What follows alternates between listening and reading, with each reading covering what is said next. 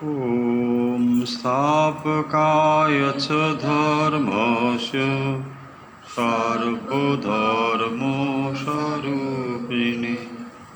अवतारवरिष्ठाय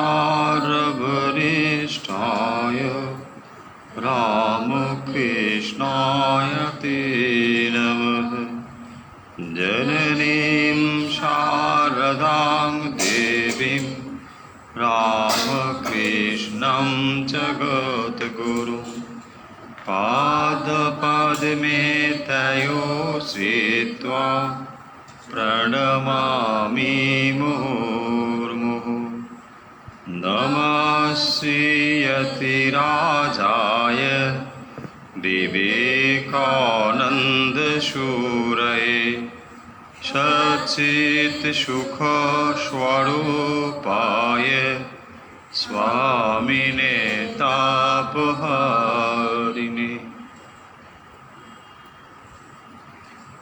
ঠাকুর মা স্বামীজির প্রিয় ভক্ত ও অনুরাগীবৃন্দ, আজকের অনুধ্যানে আপনাদের সবাইকে আন্তরিক স্বাগত জানাচ্ছি। আজকে আমরা যে বিষয় নিয়ে অনুধ্যানে আলোচনা করব আপনারা ইতিমধ্যেই জেনেছেন।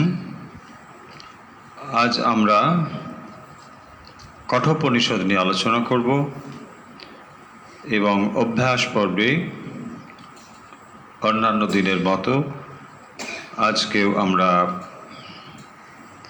প্রাণায়াম এবং ধ্যান যেমন আমরা অভ্যাস করি আজকেও অভ্যাস করব। আশা করছি যারা নিয়মিত আমাদের সঙ্গে এই অনুধ্যানে যুক্ত থাকেন আজকেও আপনারা একইভাবে হাজির আছেন ধরে নিতে পারি। তাই আমরা শুরু করব আজকের উপনিষদ আলোচনা। আমরা পড়ছি কঠোপনিষদ। এই কঠোপনিষদের শুরুতে যে শান্তি মন্ত্র, কৃষ্ণ যজুর্বেদীয় শান্তি মন্ত্র হল সহনা ভবতু। তাই আমরা পাঠ শুরুর পূর্বে শান্তি মন্ত্র পাঠ একসঙ্গে করব। ওম সহনা ভবতু সহনৌ ভুনাক্তো সহ বীর্যং করবাবহৈ তেজস্বিনাবধীতমস্তু মা বিদ্বিষাবহৈ। ওম শান্তি শান্তি শান্তি।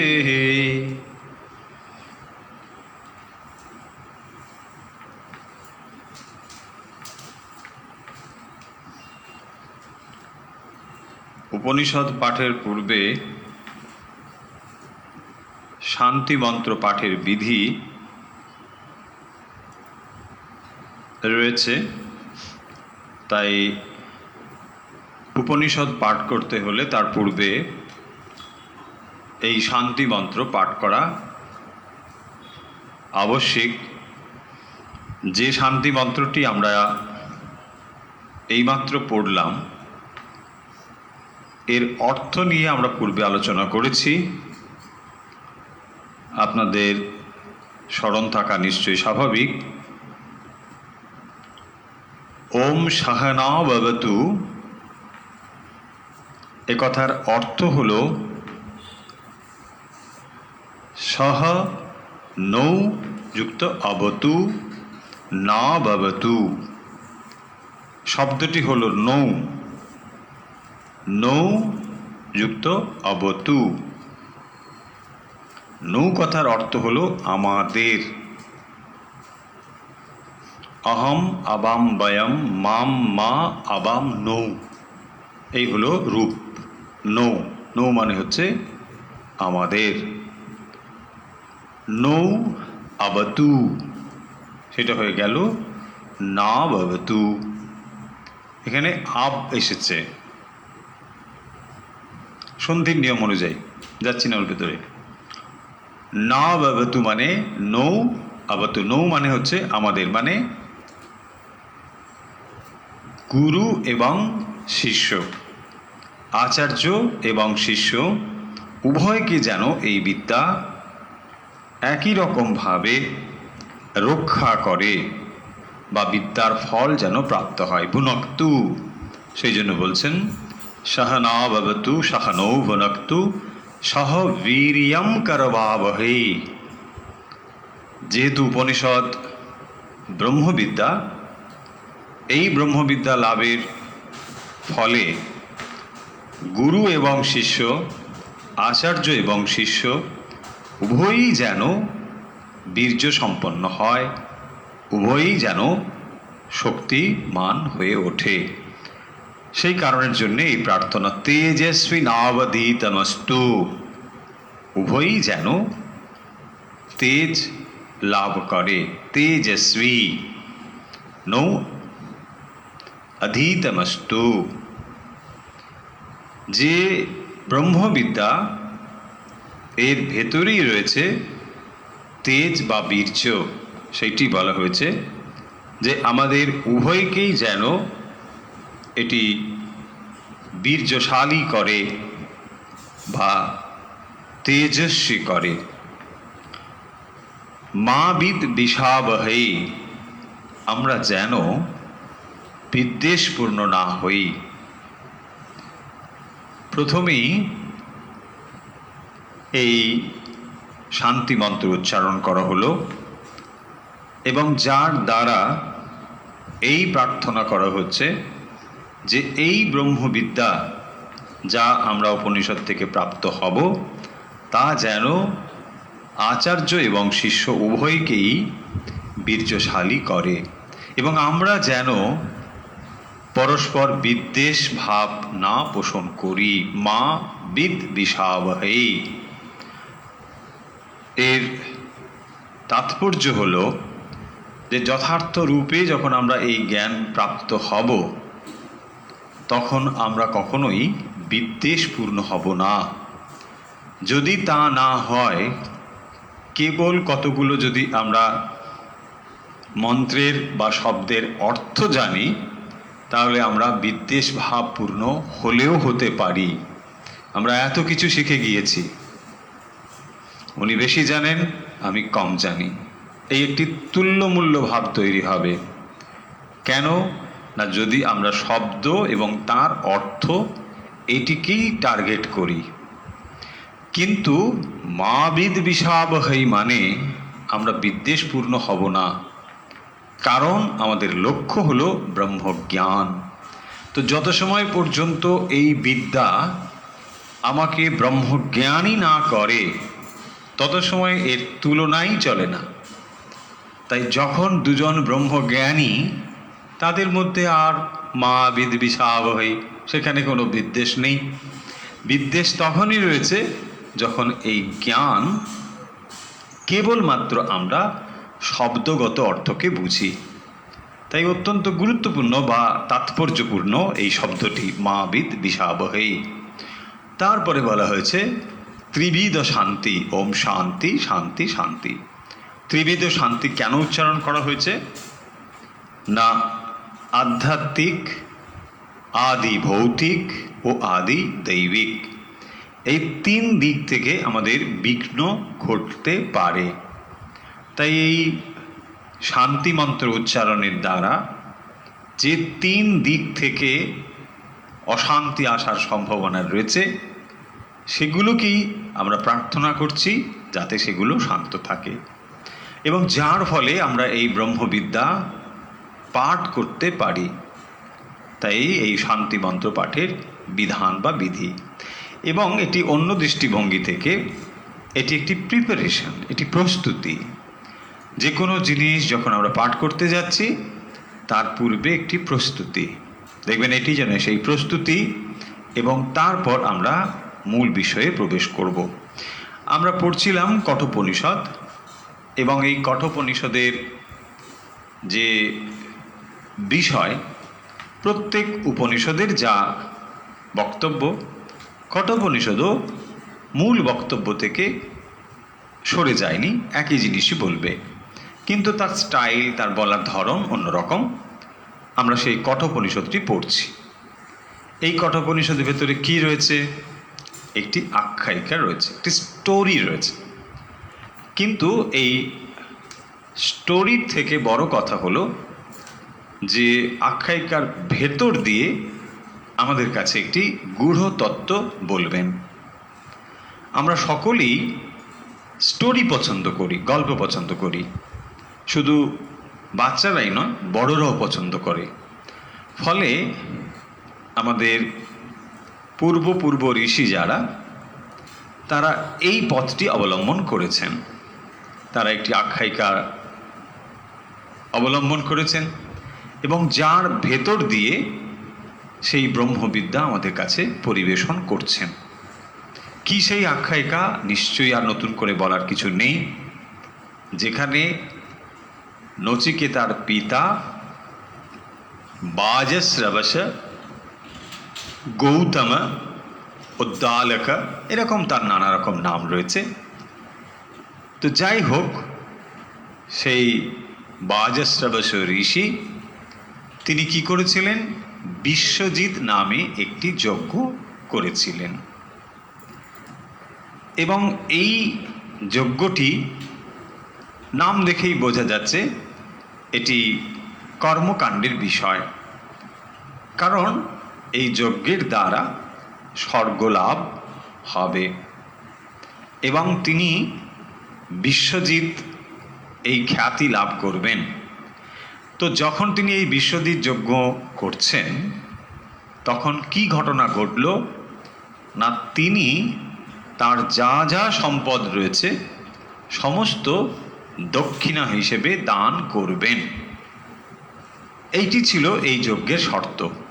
এবং যখন তিনি এই কর্মটি সম্পন্ন করছেন, যেখানে আরও অনেক ঋষিরা রয়েছেন যারা এই যজ্ঞের ব্রাহ্মণ, কেউ কেউ উদ্গাতা, কেউ কেউ অধ্যজু, নানা রকম সব রয়েছেন, কিন্তু সবার সামনে তিনি কি করছেন?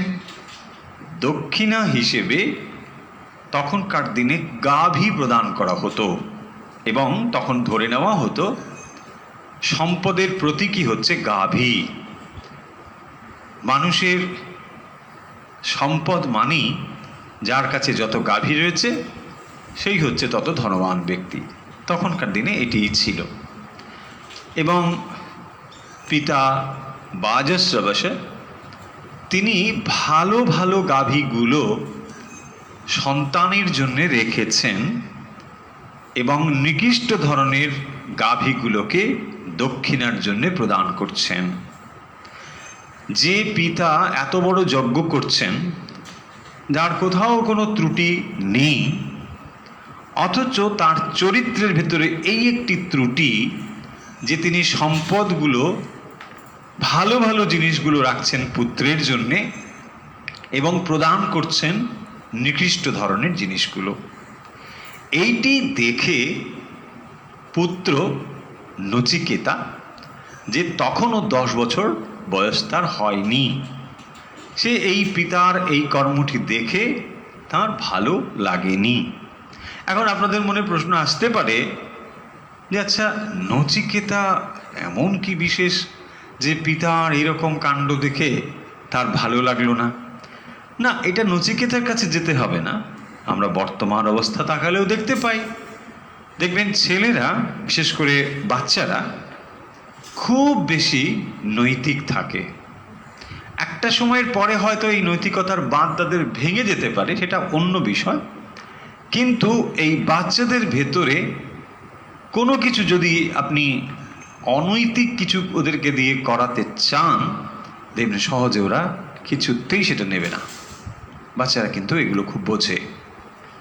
তাই যখন পিতা কোনো কিছু করেন, হয়তো ওই অবস্থায় ওই বাচ্চাটি না বুঝলেও পিতার চালাকি কিন্তু পুত্র ধরতেই পারেন।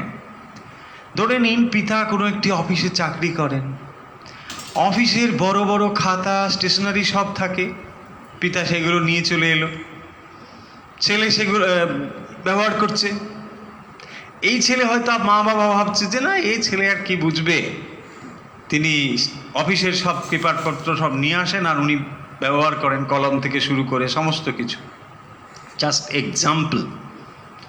তো ওই ছেলেটি কিন্তু বড় হলে ওই পিতাকে আর শ্রদ্ধা করতে পারবে না, কারণ সে জানে যে তার পিতা ওই অফিস থেকে সব নিয়ে আসতো, এগুলো অফিসের কোনো পারমিশন ছিল না, এটা সে জানবে। সেই জন্যে আমরা অনেক সময় বলি, যদিও বিষয়গুলো আলাদা, যে পিতা মাতা হওয়া কিন্তু মোটেই সহজ জিনিস নয়। এবং ওই যে যখন বলা হয় না প্রথম গুরু পিতা মাতা, ডেফিনেটলি ট্রু, একদম সত্যি, আদ্যগুরু পিতামাতা, এই কথাটা কোনো ভুল নয়। এবং সেই দৃষ্টিতেই পিতামাতাকে কত বেশি সতর্ক থাকতে হয়। কোনো কিছু একটি সামান্য ত্রুটি কিন্তু সন্তানের চোখ এড়িয়ে যাচ্ছে না, যদি আমরা মনে করি ও কিছু বুঝলো না নয়, ঠিক সময় যখন আসবে তখনও পিতামাতার প্রতি অশ্রদ্ধা করতে শুরু করবে। এবং এটাই হচ্ছে এখনকার যে পিতামাতা বলেন ছেলে আমার কথা শোনে না, মেয়ে আমার অন্যদিকে চলে যাচ্ছে, that may be the one of reasons.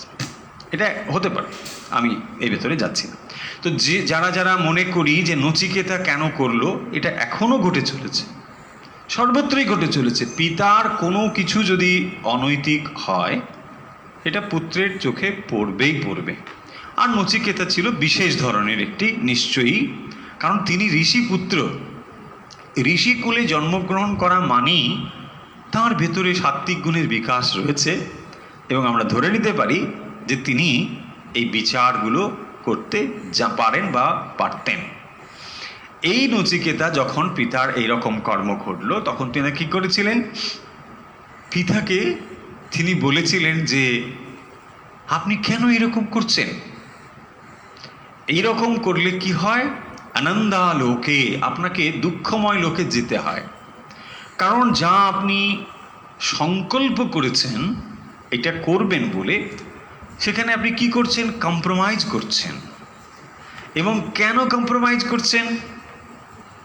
না, যাদের জন্য আপনি কম্প্রোমাইজ করছেন, এই কম্প্রোমাইজ করে আপনি কি লাভ করবেন? তিনি কি করছেন দেখুন, নচিকেতার পিতা তিনি যে এই কাজটি করছেন, কেন করছেন?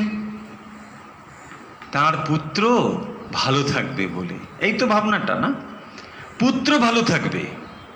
আরে তোমার কি হবে? তুমি তো অনৈতিক করছো না, তুমি তো অনৈতিকতা নিয়ে যাবে, এই সেন্সটা তার নেই বলেই না এটা করে। তো যাই হোক, স্টোরি এইভাবে এগোচ্ছে, আমরা এগিয়ে যাব। তারপরে নচিকেতা তার পিতাকে বোঝাতে থাকে যে আপনি যে বংশে জন্মগ্রহণ করেছেন, ভেবে দেখুন এই বংশের মর্যাদা রয়েছে, এবং আপনার পূর্বপুরুষ যারা, তারা কিন্তু সত্যকে ধরে রেখেছিলেন। তাই আপনি যদি এটি করেন তাহলে তাদেরও অমর্যাদা করা হয়, এরকমভাবে নচিকেতা পিতাকে বলেছেন।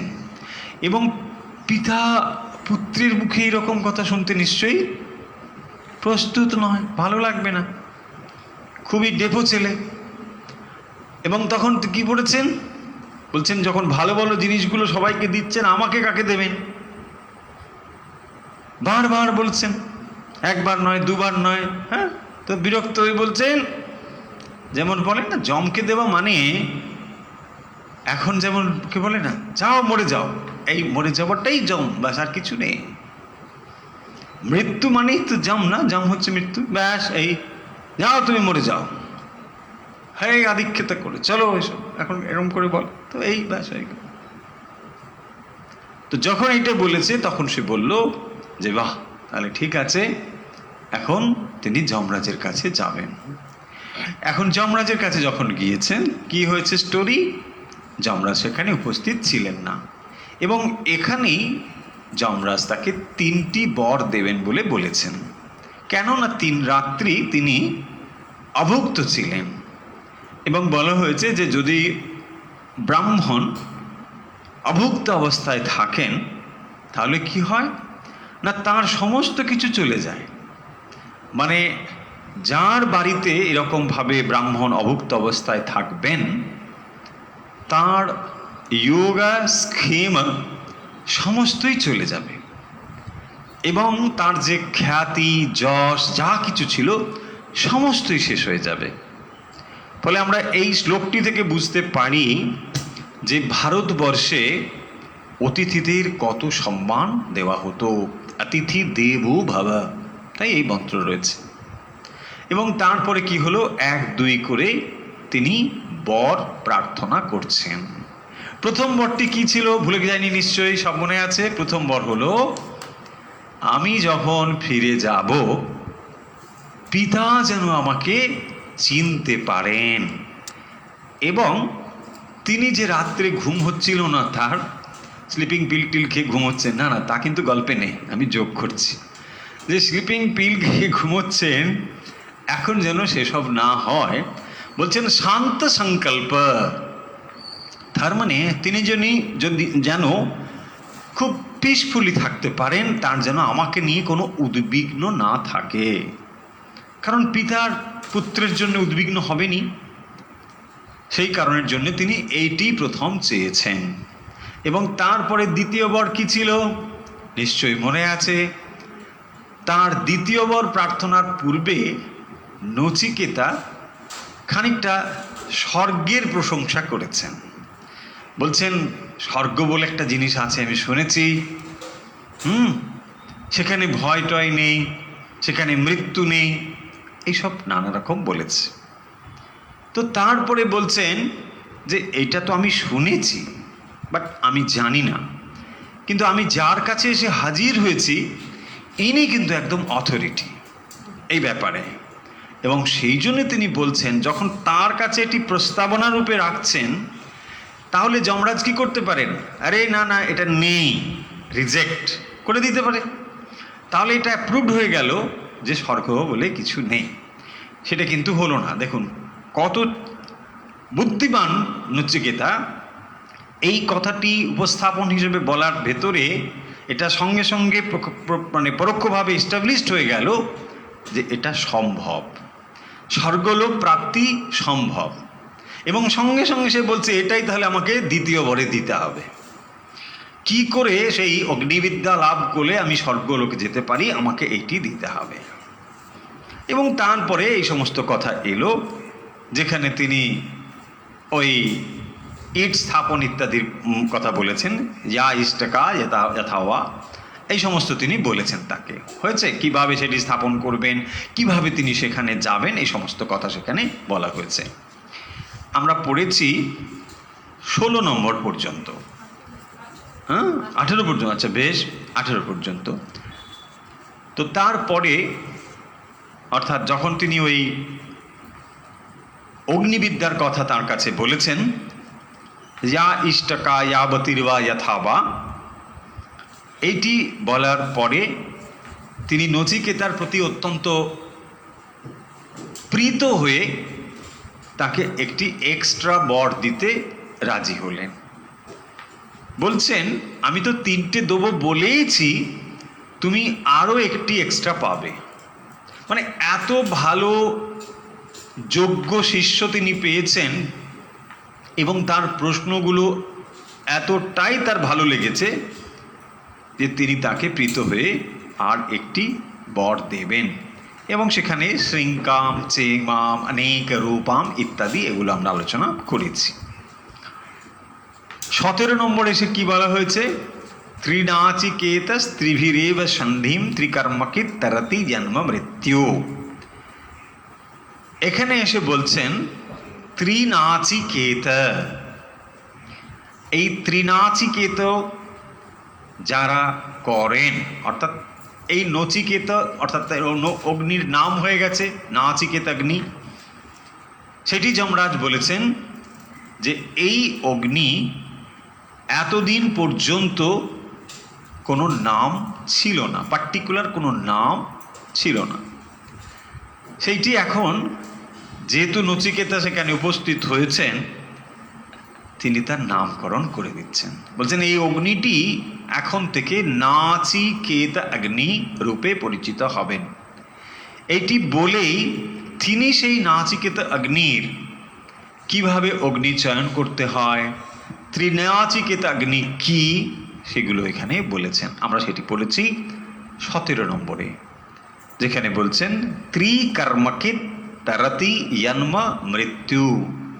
ত্রিকর্মকৃত মানে এই ত্রিনাচিকেত অগ্নি 3 বার যিনি করে থাকেন তাকে বলা হয়েছে ত্রিকর্মকৃত, অর্থাৎ যজ্ঞ, দান এবং বেদ অধ্যয়ন, এটাকেই বলা হয়েছে ত্রিনাচিকেত, 3 বার।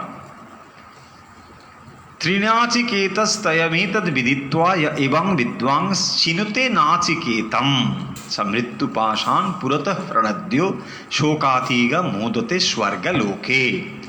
18 নম্বরে সে কি বলছেন না, এই যে ত্রিনাচিকেত অগ্নি, যিনি এটিকে 3 বার চয়ন করবেন, শোকাতিগ মোদতে স্বর্গলোকে, তিনি এই স্বর্গলোকে গমন করতে পারবেন বা করবেন। হয়েছে? আজ আমরা পাঠ শুরু করছি 19 নম্বর থেকে। এতটা গেল ভনিতা গৌরচন্দ্রিকা। এবারে আমরা 19 নম্বরে শুরু করছি, আজকের 19 নম্বর।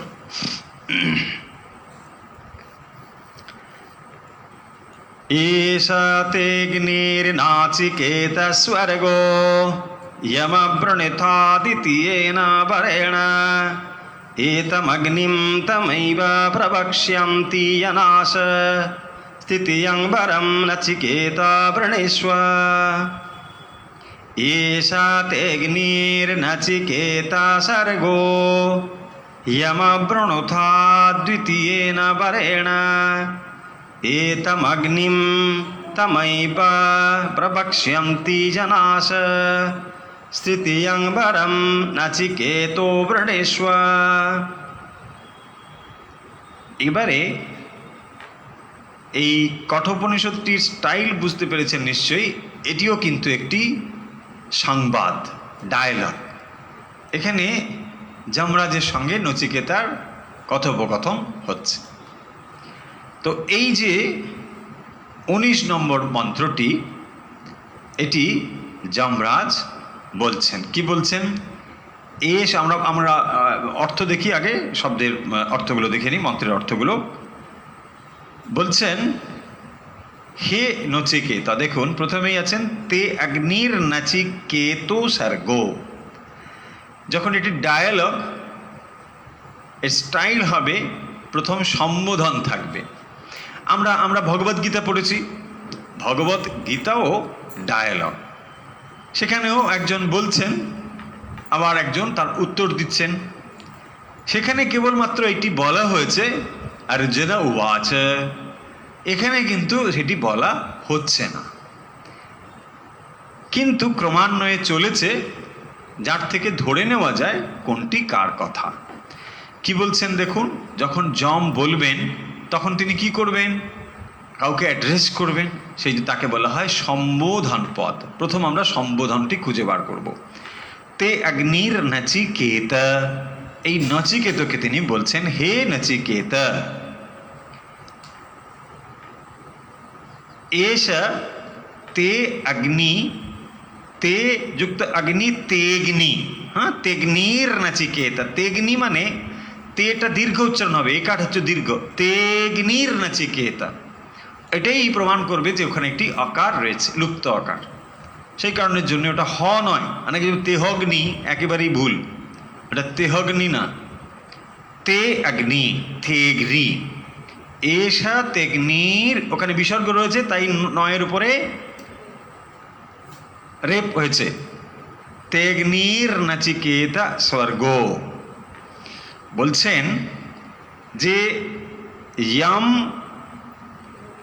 অবৃণীথা, দেখুন ওই যে পরে আছে না, ইয়ম বৃণীথা দ্বিতীয়েন বরেণ এষ তেগ্নির নচিকেত স্বর্গ ইয়ম বৃণীথা। এই যে ইয়ম, ইয়ম মানে যমরাজ না। দুটো জিনিস বুঝতে হবে, ইয়া মা বিসর্গ ইয়মহা, ইনি হচ্ছেন যমরাজ। আর ইয়া ম হসন্ত, এটি যমরাজ না, এটি হলো আলাদা অর্থ। ইয়ম মানে যে অগ্নি, ইয়ম। পুরো আলাদা। এটা সংস্কৃতে অনুস্বার এবং বিসর্গের খুবই অর্থ এদিক ওদিক হয়ে যাবে। তো এখানে বলছেন ইয়ম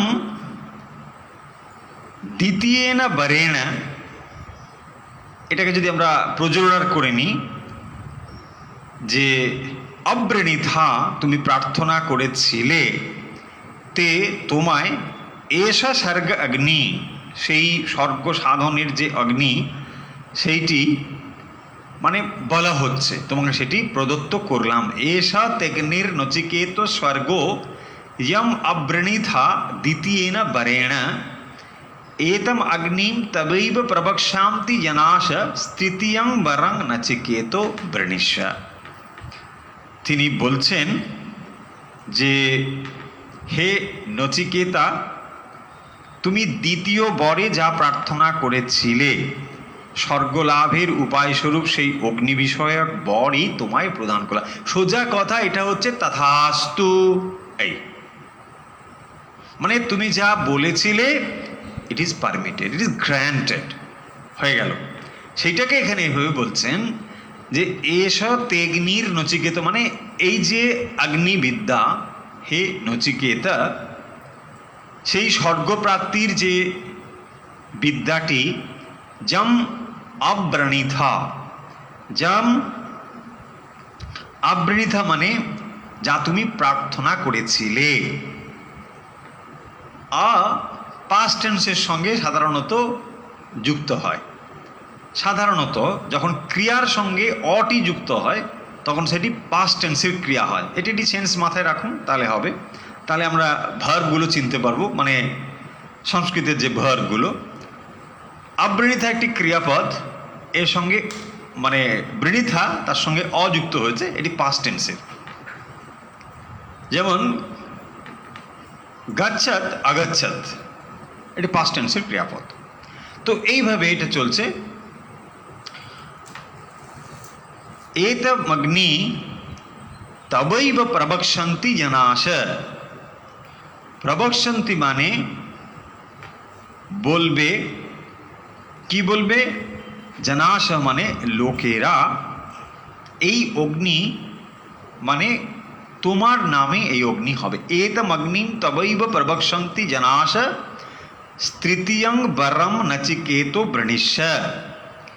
এখন তুমি তৃতীয়টা বলতে পারো। তার মানে এই 19 নম্বরে কি হলো, যে তুমি যে স্বর্গপ্রাপ্তির জন্যে যে অগ্নিবিদ্যা জানতে চেয়েছিলে এটা কিন্তু আমি তোমাকে ডিটেলসে বলে দিলাম। আর তোমার নামে যে এই অগ্নিবিদ্যাটি প্রচলিত হবে এটিও কিন্তু আমি বলে দিলাম। যমরাজ এটি বলছেন। এতম, দেখুন, এতম অগ্নি তবৈব, তব এব তবৈব প্রবক্ষ্যন্তি মানে বিদিত হবে। জনাশ, জনাশ মানে জনসমক্ষে বা জনগণের মধ্যে। জনাশ কোন? ইয়মব্রণীথা দ্বিতীয়েন বরেণ। তাহলে তুমি যে দ্বিতীয় বরে যে অগ্নিবিদ্যা কথা বলেছিলে সেই অগ্নিবিদ্যা বলা হলো, তিনি বলেছেন, সেটি এখন বলছেন। এবং এছাড়া কি বলছেন? এতম অগ্নি, এতম অগ্নি তবৈব প্রবক্ষ্যান্তি জনাশ। তোমার নামেই এই অগ্নিটি নাচিকেত অগ্নি বলে প্রসিদ্ধ হবে। এই হলো 19 নম্বর শ্লোকের বক্তব্য, মানে মন্ত্রের বক্তব্য।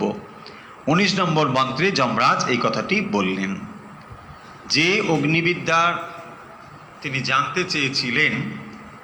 এখন এই অগ্নিবিদ্যার ডিটেলস এখানে নেই, সেটা আমরা আপনাদের বলেছি। যেহেতু এটি উপনিষদ, এখানে কর্মকাণ্ডের বিষয় ডিটেলসে আলোচনা হবে না। যদি এটা হয়ে যেত তাহলে এটিকে আর উপনিষদ বলা হতো না। আমরা আজকেই গুরু পূর্ণিমা বিষয়ে ব্যাসদেবের অবদান স্মরণ করছিলাম। তো যেখানে তিনি এই উপনিষদগুলোকে এবং সমগ্র বেদকে ক্লাসিফিকেশন করেছেন, ক্লাসিফাই করেছেন যে এটা এই দিকে, ওটা ওই দিকে, কি করে তার কতগুলো নির্দিষ্ট ফিচার রয়েছে, বৈশিষ্ট্য রয়েছে, সেই কারণের জন্য এগুলোকে এইভাবে তিনি বিভক্ত করেছেন। আমরা জানি সামের হচ্ছে কি মন্ত্র, সঙ্গীত, গান, সামগীতও হতো।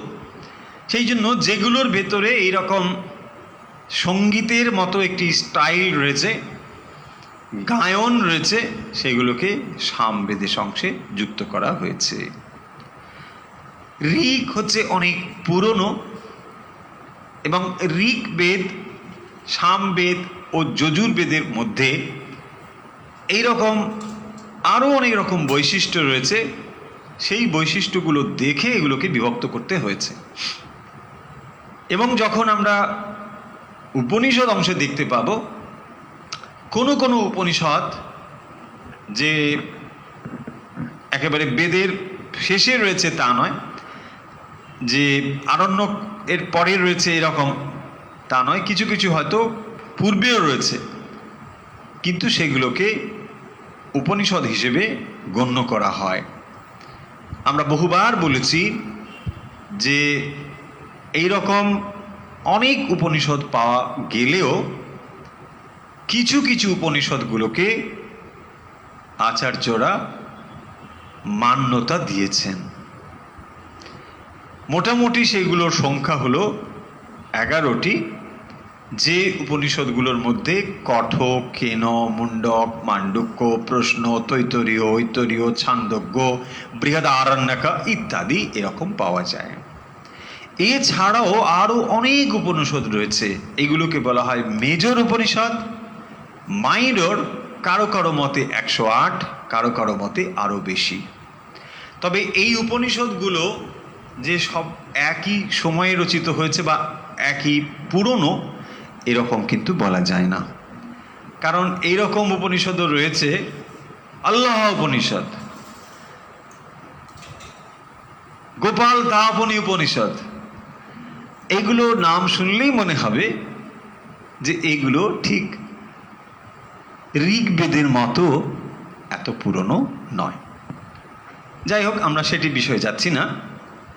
আমরা পড়ছি কঠোপনিষদ, এবং যে কোনো উপনিষদের লক্ষ্যই হলো এই ব্রহ্মবিদ্যা প্রদান করা। আমরা গীতা পড়ি, ভাগবত পড়ি, পুরাণ পড়ি। সেই পুরাণ, ভাগবত ইত্যাদিতে আমরা যে কথাগুলো পাই তার উৎস হলো এই উপনিষদ।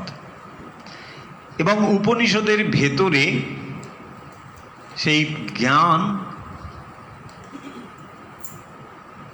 এখানে বলা হয়েছে, এবং সেই জ্ঞানটি হলো আত্মজ্ঞান। এখন আমাদের প্রশ্ন হতে পারে যে এই উপনিষদগুলো আমরা কেন পড়ব, কেন আমরা এগুলো জানব, কি আমাদের প্রয়োজন হতে পারে? সেই প্রশ্নই করেছেন নচিকেতা আমাদের প্রতিনিধি হয়ে। আমরা পড়ছি 20 নম্বর মন্ত্র। অত্যন্ত গুরুত্বপূর্ণ এই মন্ত্রটি, 20 নম্বর মন্ত্র। সব মন্ত্রই গুরুত্বপূর্ণ, কিন্তু তার ভেতরে কিছু কিছু রয়েছে অত্যন্ত গুরুত্বপূর্ণ, সেটি হলো এই 20 নম্বর। येयं प्रेते विचिकित्सा मनुष्ये अस्ति के नायमस्तीति चैके एतत् विद्यामनुशिष्टस्तयाहं वराणमेष वरस्तृतीयः। এবারে নচিকেতা কথা বলছেন। কি বলছেন? येयं प्रेते বিচিকিৎসা মানুষে। এখান থেকেই মোটামুটি আমরা ধরে নিতে পারি এই 20 নম্বর থেকে উপনিষদটি মূল বিষয়ে শুরু হচ্ছে বা অবতারণা হচ্ছে। এই 19 নম্বর পর্যন্ত মোটামুটি একটা স্টোরি বা ইন্ট্রোডাকশন, স্টোরিটা থাকবে, বরাবরই স্টোরি একটা বেস্ট হয়ে যাবে, কিন্তু যে জিজ্ঞাসা, সেই জিজ্ঞাসাটি শুরু হয়েছে 20 নম্বর থেকে প্রধানত। দেখুন, নচিকেতা প্রথমে জাগতিক বিষয় প্রার্থনা করেছে, কারণ তার পিতার কথা বলেছে এবং সেখানে সে ফিরে এলে পিতা তাকে চিনতে পারবে ইত্যাদি। এটি হলো জাগতিক। দ্বিতীয়, মৃত্যুর পরে আমরা কোথায় যাব, অর্থাৎ স্বর্গপ্রাপ্তি। এই দুটো তিনি বলেছেন। তাহলে একটি হলো জাগতিক আর একটি হলো স্বর্গপ্রাপ্তি। এই দুটো যদি কমপ্লিট হয়ে যায়, আর কি কারো কোনো মনে প্রশ্ন থাকা উচিত? বলছি আরে এই জীবনটা আমার secure, and after death also secure, so আর প্রশ্ন কি? আরে বাস মজাই তো মজাই, তাই না? বাট এখানেই হচ্ছে উপনিষদের আসল জিজ্ঞাসা, যা নচিকেতা করছেন। এয়ম প্রেতে বিচিকিৎসা মনুষ্যে। ভালো করে আমরা ওয়ার্ড অর্থগুলো দেখব, শব্দের অর্থগুলো দেখি। বলছেন যে এয়ম প্রেতে বিচিকিৎসা মনুষ্যে,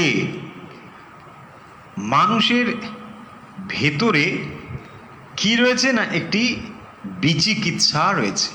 বিচিকিৎসা মানে বিশেষভাবে চিকিৎসা না, মানে আমরা ভাবি চিকিৎসা তার মানে একটা মানে বিশেষ, এখানেও তাহলে এরকম হয়ে গেল না। বলা হয় সংস্কৃতে যে একটি প্রিফিক্স শব্দের অর্থকে সম্পূর্ণ আলাদা নিয়ে যায়, অন্যদিকে নিয়ে চলে যায়। একে বলা হয় উপসর্গ। প্রাপরাবসমনি অনুনির্দুর্ভিষু উৎপরিপতি অভিয়তি অভিউপা। রে বাপ রে বাপ, বলছে কি সংস্কৃত ক্লাস হচ্ছে নাকি? না, একদম হচ্ছে না। তো এই তাৎপর্য হচ্ছে যে যে কোনো একটি উপসর্গ মিন্স প্রিফিক্স যখন আমরা ব্যবহার করি, শব্দের অর্থ সম্পূর্ণ বদলে যায়, সম্পূর্ণ বদলে যায়, সম্পূর্ণ বদলে যায়। এখানে বলছেন বিচিকিৎসা। তাহলে চিকিৎসা মানে তো আমরা একটা বুঝি, এখানে বিচিকিৎসা মানে কিন্তু তা নয়। বিচিকিৎসা মানে হলো সংশয়। বিশেষভাবে চিকিৎসা এটি অর্থ নয়, অর্থ হলো সংশয়। সে এই দেখুন, এই সংশয় কি বলছেন, যেয়ম প্রেতে বিচিকিৎসা মনুষ্যে अस्तित्वेके नायम अस्तिति च एके चैके। মানে নচিকেতা বলছেন যে মানুষের মৃত্যু হয়ে গেলে, মানুষ মারা গেলে, যেয়ম প্রেতে, প্রেতে মানে মারা গেলে, মৃত্যুর পরে, বিচিকিৎসা মনুষ্যে, মানুষের ভেতরে ডাউট আছে। মানে আস্তি ইতি একে, একে মানে কেউ কেউ, কেউ কেউ বলেন এটা থাকে, ইট এক্সিস্ট। আবার কেউ কেউ বলছেন নায়ম আস্তি চৈকে চ একে, মানে আবার কেউ কেউ বলে কিচ্ছু থাকে না, মৃত্যুর পরে নাথিং রিমেন। এটা কেউ কেউ বলে। আবার কেউ কেউ বলে না, একটা কিছু থাকে। তো এই যে বিচিকিৎসা নচিকেতা বলছেন, এতৎ বিদ্যা মনুশিষ্টস্তয়া অহম বরাণামেব বরস্তৃতীয়া। এইটি আমি জানতে চাই। দেখুন, নচিকেতা কিন্তু এইখানে পরিচয় দিচ্ছেন যে তিনি সাধারণ জিজ্ঞাসু নন। যদি তিনি সাধারণ হতেন, আরে যমরাজ খুশি হয়েছে, তার ফিরে এলে পিতা তাকে চিনতে পারবেন, এ সমস্ত জাগতিক বিষয় তাকে বলা হয়েছে, এবং মৃত্যুর পরে তিনি স্বর্গে থাকবেন, আনন্দ করবেন, এইটি যদি কেউ তথাস্তু বলে দেয়, তার তো মাথাই খারাপ হয়ে যাবে, তাই না? বলছে আরে আর কি চাই, আর কিছু দরকারই নেই, চলো, তাই না? যখন ওই প্রহ্লাদের পিতা তপস্যার পরে যখন বর প্রাপ্ত হলো, বলছে হ্যাঁ তোমাকে বর দেওয়া হচ্ছে। কি বর? বলছে আমাকে এমন বর দিন যাতে আমি মারা যাব না, অজয়, একেবারে আমাকে কেউ জয়লাভ করবে না, অমর হয়ে যাব। এই অমরত্বই এখানে রয়েছে।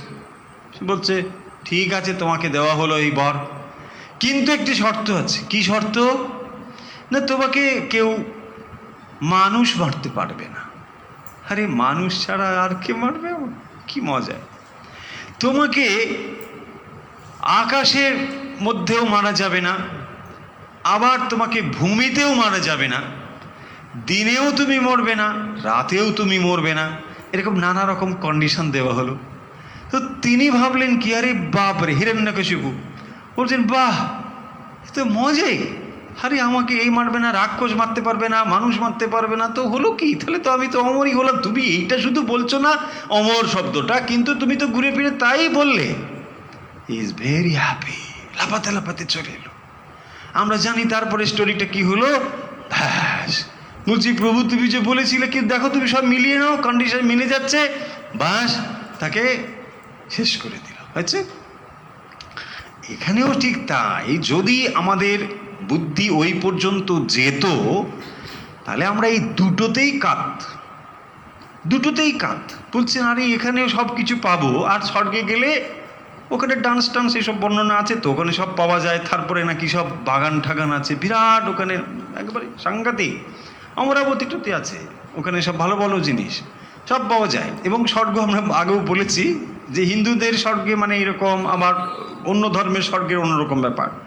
যেখানে এখানে ধরুন যদি জলের অভাব থাকে প্রচুর জল পাওয়া যায়, যারা আবার মদিরা পছন্দ করে সেখানে প্রচুর মদিরা পাওয়া যায়, এইসব রয়েছে। তার মানে ধরে নিতে পারি ওখানে প্রচুর কিছু ব্যবস্থা রয়েছে, ভালো ভালো জিনিসের ব্যবস্থা রয়েছে। তাহলে এইগুলো যখন পাওয়া যাবে, আরে খারাপ কি, ব্যাস চলো ফার্স্ট ক্লাস যমরাজ। নচিকেতা কিন্তু আসল প্রশ্নটি এইবারে তুলেছেন। এটাই হচ্ছে মানুষের জিজ্ঞাসা, যে স্বর্গপ্রাপ্তি হলে আপনি কি সত্যি সুখী হবেন? কারণ এখানে যে স্বর্গের কথা বলা হয়েছে, দেখুন, শোকাতিগ মোদতে স্বর্গলোকে, বলছেন এই স্বর্গলোক প্রাপ্ত যে হওয়া যায়, নচিকেতা তো তাকে পেয়েছেন, বলেছেন, তাকে বলেছেন যে তুমি এটা পাবে। তবুও নচিকেতা তৃতীয় প্রশ্নটি করছেন। এই প্রশ্নটি হচ্ছে মানুষের জীবন জিজ্ঞাসা।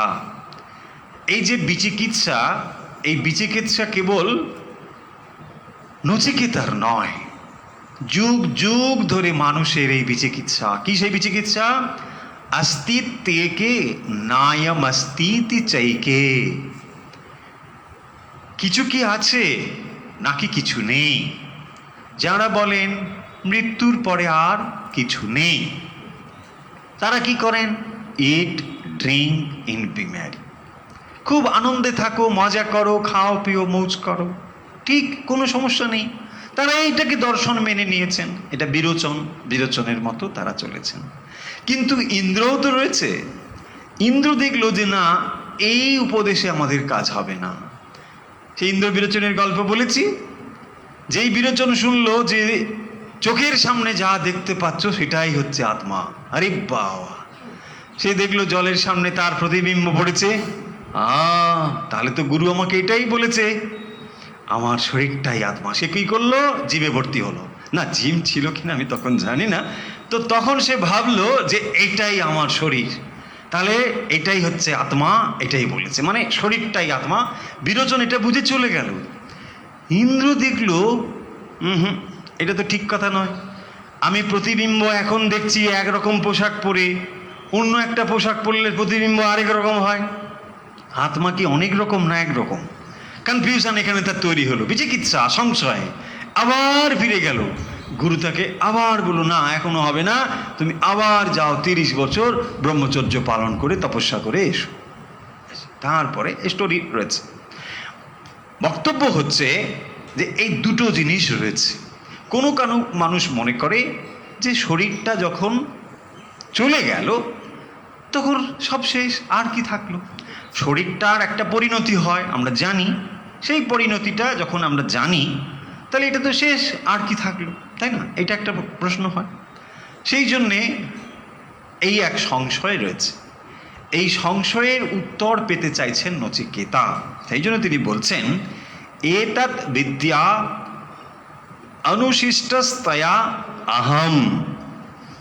নচিকেতা যমরাজকে বলছেন যে অনুশিষ্ট মানে উপদিষ্ট হয়ে বা উপদেশ প্রাপ্ত হয়ে আমি এই বিষয়ে কি করতে চাই না, বিদ্যাম জানতে চাই, আমি এই বিষয়টি এতদ বিদ্যাম অনুশিষ্টস্তয়া আহম, আপনার দ্বারা উপদিষ্ট হয়ে আমি এইটিকেই জানতে চাই। সোজা কথা, আপনি আমাকে এই বিষয়ে উপদেশ প্রদান করুন, কারণ আপনি হচ্ছেন মৃত্যুর দেবতা, অতএব আপনি স্বয়ং যমরাজ, সমস্ত মৃত্যু লোক আপনারই কন্ট্রোলে, এই সমস্ত মৃত্যু লোকের আপনি হচ্ছেন অধিপতি, ফলে আপনি ট্রুথটা জানেন। কেউ কিন্তু এই পৃথিবীতে এই সত্যটা কেউ জানে না, কারণ তারাও কনফিউজড। নচিকেতা এই কথা বলছেন, এবং পরে আমরা দেখব যমরাজ বলবেন যে নচিকেতা, তুমি শুধু পৃথিবীর লোক নয়, দেবতারাও জানে না, দেবতারাও জানে না যে সত্যি শরীর চলে গেলে কিছু থাকে, আত্মা বলে কিছু ব্যাপার আছে নাকি কিছু নেই। দে আর অলসো কনফিউজড, ওরাও জানে না। ভয়াত প্রতি সূর্য, ভয়াত প্রতি চন্দ্র, আমরা পড়েছি না? এই যে ভয়াত মানে কিছু আসবে, এই মন্ত্রগুলো পরে আছে, আসবে। এই সূর্য এবং চন্দ্র এরাও ভয়ে তাদের ডিউটিটা করছে। ভয়াতপতি কেন না, তারাও যদি এইটি জানে স্বরূপ, তারাও কিন্তু ওই স্বরূপে বিলীন হয়ে যাবে। তারা আর এখানে দাঁড়িয়ে দাঁড়িয়ে ডিউটি করবে না। বেড়ে নিন সূর্যের ডিউটি, আরে বাপরে কি সাংঘাতিক ডিউটি। হ্যাঁ, আপনি বলবেন লক্ষ লক্ষ মানুষ, কোটি কোটি মানুষ সকালবেলায় জবা কুসুম শঙ্কাশং বলে তার পুজো করে। আরে ওই পুজো তো ঠিক আছে, কিন্তু যুগ যুগ ধরে দাঁড়িয়ে থেকে এইভাবে সেবা দেওয়া, চিন্তা করুন, এটা কম কথা নয়। একটি কল্প এইভাবেই তাকে থাকতে হচ্ছে, এবং আবার যখন কল্প হবে সেই কল্পে তিনি আবার প্রকাশিত হবেন। এই হচ্ছে একটি সূর্য, এইভাবে একটি ইন্দ্র, একটি বরুণ, এইভাবে কাজ করছেন তারা।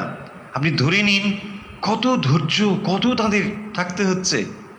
হ্যাঁ, আমরা ভাবি বাহ, বরুণ পুজো করা হচ্ছে, হচ্ছে তো বটেই, কিন্তু একটি বরুণ পদ প্রাপ্ত হওয়াও কম কথা নয়। অনেক ধৈর্য, তবেই এটি তিনি লাভ করতে পেরেছেন। একটু এদিক ওদিক হওয়ার জো নেই। বরুণ যদি মনে করে যে না, কালকে খুব একটু হয়েছে, আজকে বড় গায়ের ব্যথা, একটু আর একটু এই পাশে ঘাটটা ঘুমিয়ে থাকি, হ্যাঁ, হবে? হবে না। তাহলে 20 নম্বর মন্ত্রের মূল বক্তব্য হলো अस्ति इति एके नायम अस्ति इति च एके। তাহলে কেউ কেউ বলেন এটি আছে, কেউ কেউ বলেন এটি নেই। আপনি এটাকে ঠিকঠাক করে আমার কাছে বলুন। এই মন্ত্রটি অত্যন্ত গুরুত্বপূর্ণ এই জন্যে, দেখুন, যদি আমাদের মনে হতো কোনো একটি জিনিস নেই, নেই,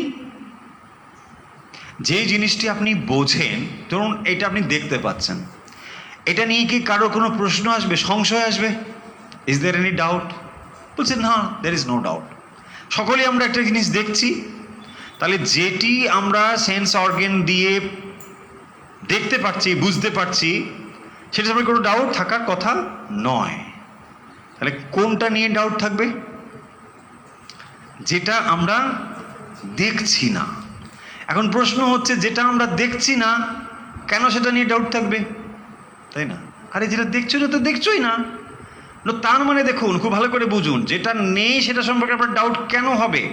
যেটা রয়েছে সেটা সম্পর্কে আপনার ডাউট হচ্ছে না, বিকজ আপনি এটা দেখতে পাচ্ছেন। এখন যদি আমি বলি আমার মাথায় দুটো শিং আছে, কি বলুন? বলছে আরে কি বলছে উনি? আপনি বলবেন না আপনার শিং দেখা যাচ্ছে না। কি দেখা যাচ্ছে না? তো না, দেখা যাচ্ছে, আছে, শিং আছে। Is there any doubt? Confused. দেখুন, যেখানেই আমরা সংশয়টা বলি তার মানে হচ্ছে সেখানে প্রবাবিলিটি আছে থাকার। এইটা মাথায় রাখতে হবে। তা নাহলে আজ থেকে যুগ যুগ ধরে এই প্রশ্নটা কেন চলেছে যে যারা বলে খাওয়া পিও মজা করো, আরে ওরাই দেখবেন আবার প্লানচেট করে, হেনা তেনা করে, কেন করছেন? তার মানে আপনি বিলিভ করেন যে something may be there after death. Is it not? Why? আরে কেন খাওয়াবো, কিসে আবার চিন্তা, কি খাও, মজা করো, ব্যাস ঠিক আছে চলো, হয়ে গেল না। তার মানে এর পরে কিছু থাকতে পারে, এইটি আপনি এক্সপেক্ট করেন। দেখুন, সব কিছুর ভেতরে একটি কার্যকারণ সম্পর্ক আছে, cause and effect relation. How? যখন আপনি এই জন্মে ভালো মন্দ কিছু কর্ম সম্পন্ন করছেন, ডেফিনেটলি এই কাজের একটা রেজাল্ট থাকবে। সেই রেজাল্ট কোথায় যাবে? যিনি কর্ম করছেন, কর্তা, সেই রেজাল্টটা তো অন্য কোথাও যাবে না, তার কাছেই আসবে। তাহলে যখন একটা লাইফ এখানে এন্ড হয়ে গেল, একজন মারা গেলেন, তাহলে কি তার সব এন্ড হয়ে গেল? হতে পারে না। কারণ তাহলে এটা যুক্তিতর্কের দিকে দাঁড়াবে না, ইললজিক্যাল হয়ে যাবে। সেই জন্যই বলা হচ্ছে যে যখনই আমরা দেখছি একটি ধুমো রয়েছে, ডেফিনেটলি সেখানে অগ্নির সম্ভাবনা রয়েছে। কারণ যেখানে আমরা ধুমোকে দেখতে পাচ্ছি, যদি আমরা ধরে নিই যে না এখানে অগ্নিকে দেখছি না, তাহলে অগ্নি নেই, এই সিদ্ধান্ত যদি আপনি করে ফেলেন, তাহলে আপনার কোনো ডাউট থাকার কথা নয়, তাই না? কেন ডাউট থাকবে? আরে নেই তো নেই, ব্যাস হয়ে গেল। কিন্তু তখনই আপনার ভেতরে সন্দেহ তৈরি হচ্ছে যখন এটি হতে পারে। কখন এটি হয়? যখন খানিকটা জিনিস জানা, খানিকটা জিনিস অজানা, তখনই হয় সংশয়। তা নাহলে সংশয় হবে না। একেবারে আননোন জিনিসের প্রতিও সংশয় হয় না। Which is totally unknown, no nothing, সংশয় হবে না। একটা জিনিস যখন খানিকটা জানা, খানিকটা অজানা, দেখবেন তখনই আপনার মনে ডাউট আসবে। এবং যে জিনিসটিকে আমরা সকলে দেখছি, এটাকে যেমন এস্টাবলিশ করার জন্য অন্য প্রমাণের দরকার হয় না, এটা হলো প্রত্যক্ষ প্রমাণ। যখন এই প্রত্যক্ষ প্রমাণ যেখানে চলে না, সেখানে অন্য প্রমাণগুলোকে আনতে হয়, অনুমান ইত্যাদি, শব্দ প্রমাণ ইত্যাদি রয়েছে। তো এই ক্ষেত্রে আমরা কি দেখব? এইটি যমরাজ বলবেন বা উপনিষদ পরপর সেভাবে অগ্রসর হবে।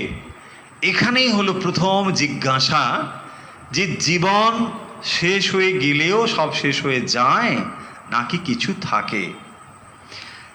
এই যে জীবন আমরা বলছি, ভগবত গীতাও এই কথা বলেছেন যে এটি একটি কার্য নাকি একটি কারণ।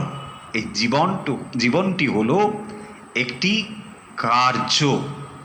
যেহেতু এটি একটি কার্য, ডেফিনেটলি তার একটি কারণ পূর্বে রয়েছে, এবং যখন তার পূর্বে একটি কারণ রয়েছে, এর পরবর্তী একটি অবস্থা অবশ্যই থাকতে হবে।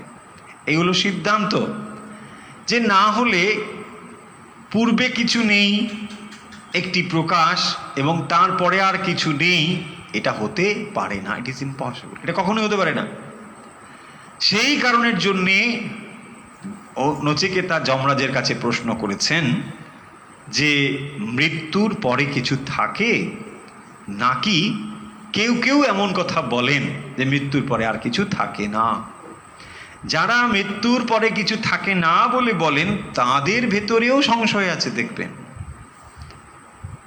তাদের ভেতরেও যদি এই সংশয় না থাকতো, তাহলে তারা এই মৃত্যুর পরের এইসব নিয়ে জিনিস নিয়ে ভাবতও না। যদি তারা জানতো যে না কিছু নেই, অনেকে মুখে বলে না ভগবান বলে কিছু নেই, কি ভালো কথা, কিন্তু তাদের ভেতরে একটা ডাউট আছে। দেখবেন, হ্যাঁ যদি কিছু হয়, আচ্ছা বাবা একটু এরকম করেই যাই। কেন? যদি তোমার ভেতরে এটাই থাকে যে ভগবান নেই তো নেই, ভেরি গুড, এইটি হচ্ছে আসল। তার মানে কি, যে মানুষ এই কথাটি বলছেন, তার অস্তিত্বটাই নির্ভর করছে ঈশ্বরের ওপরে। এখন আপনি প্রশ্ন করতে পারেন যে মশাই এই আছে কি না আছে, এই চুলচিরা বিচারের মধ্যে আমার কি দরকার? আমি তো খাচ্ছি দাচ্ছি, ভালোই আছি, বেশ ভালোই, তাই না? হতে পারে যে উপনিষদ কেন আমাদের এই কথাটা বলছেন। খুব ভালো করে বুঝে দেখি। ধরুন একটা গাড়ি যাচ্ছে, তার ছায়া এক জায়গায় পড়েছে। এই ছায়াতে কি হচ্ছে না, একজন লোক ওখান থেকে হেঁটে আসছে এবং ওই গাড়ির ছায়াটি লোককে যেন একেবারে চাপা দিয়ে চলে গেল। এই দৃশ্যটি দেখছেন বা যিনি অনুভব করছেন তিনি কি ভাবছেন? আরে বাপরে, মরে গেলাম মরে গেলাম, ডেফিনেটলি তিনি ভাবছেন। সেই মানুষটি যে দুঃখ অনুভব করছেন গাড়ি চাপা বললাম বলে, যিনি এই সত্যটি না জানবেন তিনি তো গাড়ি চাপা পড়ছেন বলে কষ্ট পাবেন, কিন্তু অ্যাকচুয়ালি ঘটনাটা কি, ওটা গাড়ির ছায়া ছিল, প্রতিবিম্ব ছিল। তো এই প্রতিবিম্বটিকে সত্য বলে তিনি মারা যাচ্ছি বলে কষ্ট পাচ্ছেন। এখন তার কি এই সত্যটা জানার প্রয়োজন নেই যে আসল ব্যাপারটা কি? যদি এটা জেনে যায় তাহলে কি হবে? তাহলে এই দুঃখটা তার জীবন থেকে চিরতরে চলে যাবে। এই এক্সাম্পলটা হলো আমাদের লাইফ। সেই জন্যই উপনিষদের প্রয়োজন। বলছেন না মশাই খাচ্ছি দাচ্ছি ভালো, কিন্তু যখন দুঃখও পাচ্ছেন, এমন তো নয় চিরদিন আপনি খাচ্ছেন দাচ্ছেন ভালো আছেন, এটা হচ্ছে না, কষ্টও পাচ্ছেন। তো তাহলে এই যে কষ্টটা পাচ্ছেন কেন? কারণ ওই প্রতিবিম্বটিকে যেমন আপনি সত্য বলে ভাবছেন, ঠিক একই রকম ভাবে যখন এইটি আপনি জেনে যাবেন তাকেই বলা হয়েছে আত্মজ্ঞান। তার মানে আত্মস্বরূপটিকে জানতে হবে, অর্থাৎ টোটালিটিটাকে জানতে হবে। তার মানে কেবল অবজেক্টিভ জিনিসটি জানলে হবে না, সাবজেক্টিভও জানতে হবে, দুটোকে জানতে হবে। আমি যেমন জগৎকে জানছি না, জগৎকে জানলেও হবে না, আপনার স্বরূপটিকেও জানতে হবে, সত্যটাকেও জানতে হবে। তবে কি হবে না, তবে আপনি এই দুঃখের পারে যেতে পারবেন। এইটি হলো আমাদের উপনিষদ জ্ঞান বা পাঠের উদ্দেশ্য। উপনিষদ পাঠ করলে এইটি আমাদের ভেতরে হয় যে সত্য জ্ঞান আমাদের কাছে জানা যায়। কে আপনি, আপনার ভেতরে কি কি বৈশিষ্ট্য রয়েছে, এটি আপনাকে জানতে হবে। এই যে ডাউটের কথা হলো, কেন এই ডাউট আমাদের ভেতরে হয় এবং কেন আমরা আবার সেই সত্যকে জানার জন্য চেষ্টা করি, তার কারণ হলো যে মূল উৎস থেকে আপনার আমার জীবন চলছে, যিনি ভগবানকে মানেন অথবা মানেন না, তার ভেতরেও সেই ঈশ্বরের অস্তিত্বই বিদ্যমান, সেই চৈতন্যই তার ভেতরেই বিদ্যমান। এবং সেই চৈতন্য সব সময়ই নিজেকে ওই চৈতন্যের সঙ্গে যুক্ত হওয়ার জন্যে জ্ঞাত অথবা অজ্ঞাত সারে তিনি লালায়িত হয়ে আছেন। হয়তো তিনি অন্যভাবে গমন করছেন, অন্যভাবে যাচ্ছেন, কিন্তু যখন তিনি এটি পরিপূর্ণভাবে জানতে পারবেন কেবল তখনই তার পূর্ণ জ্ঞান হবে। সেই জন্যে তার ভেতরেই এই ডাউট রয়েছে, এই সংশয় তার ভেতরে রয়েছে, যেটা নেই। নেই কেন সংশয় হবে, তাই না? আকাশ কুসুম একটা এক্সাম্পল, শশাশৃঙ্গ এক্সাম্পল। বলছেন এগুলো নিয়ে কারো কোনো ডাউট থাকবে? থাকবে না, ইম্পসিবল। এগুলোর কোনো বাস্তব অস্তিত্ব নেই, আমরা সকলেই বলবো। কিন্তু এমন কি কেউ থাকবে বলছে না আমি আকাশ কুসুম দেখেছি? বলছে না, এরকম হতে পারে না, তাই না? এই বিষয়ে কোনো ডাউট নেই। তাহলে ডাউট কোন বিষয়ে রয়েছে? যেখানে খানিকটা আলো খানিকটা অন্ধকার। যখন দেখবেন পূর্ণ অন্ধকার, সেখানে আপনি কোনো কিছু দেখতে পাচ্ছেন না, আপনি একরকম চলে যাচ্ছেন, বলছেন না রাস্তায় কোনো কিছু নেই, অন্ধকার হোক যা হোক আমি চলে যাচ্ছি। যেই একটু আলো আছে, একটু অন্ধকার, আরে এটা যেন কীরকম একটা সাপ টাপ বলে মনে হচ্ছে, কিন্তু দড়ি ঠিক আছে, কিন্তু দড়িটা তখন বোঝা যাচ্ছে না, তখন ডাউট হচ্ছে এটা কি সাপ হতে পারে, দড়ি হতে পারে। আপনি একটু থমকে দাঁড়াতেও পারেন। দেখুন তার মানে কি, একটা প্রকাশ একটা অপ্রকাশ, তার মানে একটা নলেজ বা জ্ঞান একটু অজ্ঞান। কোন অংশে জ্ঞান এবং কোন অংশে অজ্ঞান। তাহলে যখন আপনার ভেতরে এই আবরণটি রয়েছে, এইটি হচ্ছে ইগনোরেন্স, অথচ ভেতরে পূর্ণভাবে জ্ঞান রয়েছে।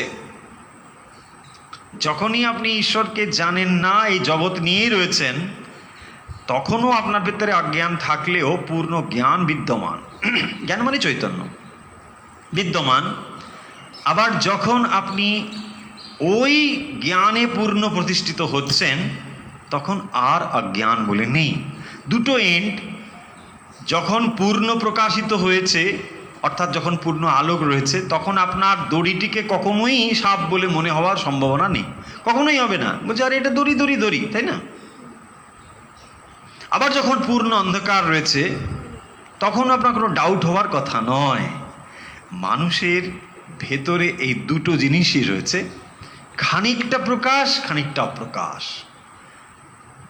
সেই জন্যই ডাউট, এবং এই ডাউটটি হলো তার অস্তিত্বের ডাউট। অস্তিত্ব মানে মৃত্যুর পরের অস্তিত্ব নিয়ে ডাউট, যে আমি মৃত্যুর পরে থাকি কিনা, মৃত্যুর পরে আমার সব শেষ হয়ে যায়, শরীরটা চলে যাবার পরেও কি কিছু থাকে? যদি না থাকে তাহলে আর এসবের কি প্রয়োজন? আর যদি থাকে তাহলে কি করে থাকে, কি হয়, এইটি উপনিষদ আমাদেরকে বলবেন। তাহলে নচিকেতা যে প্রশ্নটি করেছেন, একদম ভালো রিপোর্টার মনে করতে হবে, তাই না?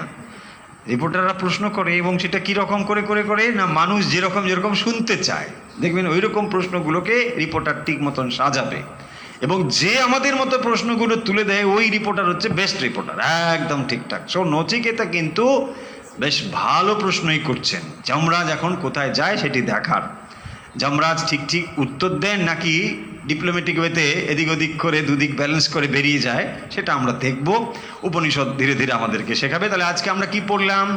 মন্ত্র নম্বর 19 and 20। মূল কথা কি হলো? 19-এ কি বলা হয়েছে না, 19 নম্বর মন্ত্রে বলা হলো এই অগ্নি নচিকেতা নামে, নাচিকেতাগ্নি, তোমার নামেই সেই অগ্নিটি হবে, এবং স্বর্গপ্রাপ্তির জন্য যে অগ্নিবিদ্যা, এইটি তোমাকে আমি বলেছি। হে নচিকেতা, তোমাকে আমি বলেছি এইটি, এবং এই অগ্নিবিদ্যা তোমার নামে মানুষ জানবে। হয়েছে? 20 নম্বরে এসে মূল বক্তব্য শুরু হলো উপনিষদের। সেটি হলো জিজ্ঞাসা। কি জিজ্ঞাসা? ওই যে অস্তিত্বে কে নায়ম অস্তিতি চাইকে, কেউ কেউ বলেন এটি রয়েছে, আবার কেউ কেউ বলেন এটি নেই। কি নেই না, ইয়ম প্রেতে বিচিকিৎসা মনুষ্যে, কেউ কেউ এই সংশয় রয়েছে মৃত্যুর পরে থাকে কিছু নাকি মৃত্যুর পরে আর কিছু থাকে না। এইটি আমরা এরপরে দেখব। তাহলে 19 এবং 20 আজকের আমরা এই মাত্র দুটো পড়লাম কঠোপনিষদের। আমরা চেষ্টা করছি একটু একটু করে কষ্টোপনিষদকে সহজ উপনিষদ করতে। হ্যাঁ, অনেকের মনে হয় উপনিষদ খুবই কঠিন ব্যাপার। না, উপনিষদ খুব কঠিন ব্যাপার নয়, সহজই ব্যাপার। কঠিন অংশটি হলো উপলব্ধির বিষয়। এগুলো বুঝে নিতে খুব একটা অসুবিধে হবে না, কিন্তু নিঃসন্দেহেই যত সহজে এই কথাগুলো এখানে বলা হচ্ছে, অত সহজে ওই সত্য কিন্তু উদ্ঘাটিত হবে না, এবং এটি জীবনের পর জীবন ধরে চলতে থাকবে। কিন্তু যদি আপনি বুঝে যান যে এই জীবনের পরেও একটি জীবন থাকতে পারে বা থাকা সম্ভব বা থাকে, কেবল তখনই তো আপনি প্রয়াসী হবেন জীবনকে একটি মাত্রাতে নিয়ে যেতে। আমি এ কথা বহুবার বলেছি যে যদি আমরা কনফার্ম হই যে এই জীবনের পরে আর কোনো জীবন নেই, যা অনেকে বলেন একটি জীবন, খাও আনন্দ কর, আরে যদি তাই হয় তাহলে আপনি ধর্ম আচরণ কেন করবেন? কোনো প্রয়োজন নেই না, একটাই তো জীবন, ব্যাস মারা গেলেই হয়ে গেল। তাহলে আর যদি কিছু না থাকে আপনি কেন সদাচরণ করছেন? যদি সদাচরণ করছেন মানে একটা কর্ম করছেন, তো অ্যাকশন যখন হয় তার একটা রেজাল্ট আসবে, সেই রেজাল্টটা যাবে কোথায়? যদি আপনি না থাকেন তাহলে আর কর্ম করে রেজাল্ট করে লাভটা কি? বলছেন আমি এখন পরীক্ষা দিলাম, তারপরে যখন পাস করব তখন আমি নেই, আরে তাহলে আর লাভটা কি? এই মরণোত্তরের মতো নাকি? এখন মরণোত্তর নিয়ে কী হবে? অন্য কেউ আনন্দ করবে, আপনার তাতে কি, তাই না? এটার জন্য তো ধর্মশাস্ত্র নয়। মনে রাখতে হবে যে এই প্রকাশের যেমন পূর্বে একটি ছিল, এই প্রকাশ অপ্রকাশ হলেও তারপরে একটি অবস্থা থাকে, যমরাজ সেটি বলবেন। ঠিক আছে, আমরা আজকে এখানে শেষ করছি। আসুন এখন আমরা শুরু করি আমাদের অভ্যাস পর্ব। যে যেখান থেকে আমাদের সঙ্গে এই মুহূর্তে যুক্ত রয়েছেন, সুখাসন, সিদ্ধাসন, পদ্মাসন অথবা চেয়ারে বসে মেরুদণ্ড সোজা রেখে বসুন। আমরা এখন শুরু করছি আজকের অভ্যাস। প্রথমে আমরা প্রাণায়াম অভ্যাস করব। সহজ 4টি প্রাণায়াম আমরা রোজ অভ্যাস করি, আজকেও তা করব। প্রথমে ডান দিকে বুড়ো আঙুল রাখুন। এবারে বাম দিক থেকে শ্বাস ধীরে ধীরে ছাড়ুন। শ্বাস রাখুন, বুড়ো আঙুল রাখুন ডান দিকে, শ্বাস ছাড়ুন বাম দিকে, ধীরে ধীরে একটু ধাক্কা দিতে দিতে। প্রাণায়াম যখন অভ্যাস করবেন পূর্ণ মনোযোগ রাখুন শ্বাসের প্রতি ও ধীরে ধীরে শ্বাস ছাড়তে থাকুন।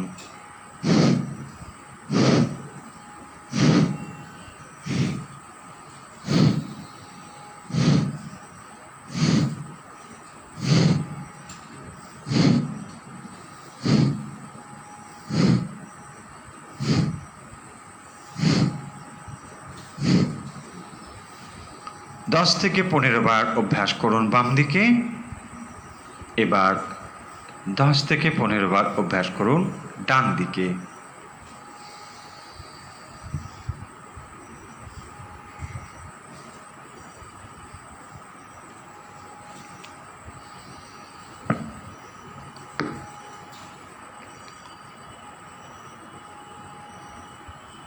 দশ থেকে 15 বার বাম দিকে, 10 থেকে 15 বার ডান দিকে।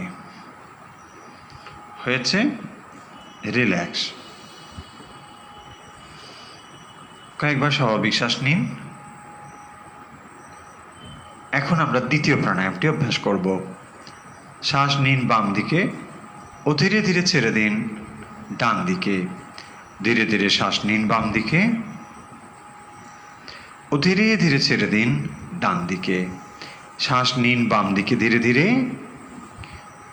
ও শ্বাস ছেড়ে দিন ডান দিকে ধীরে ধীরে।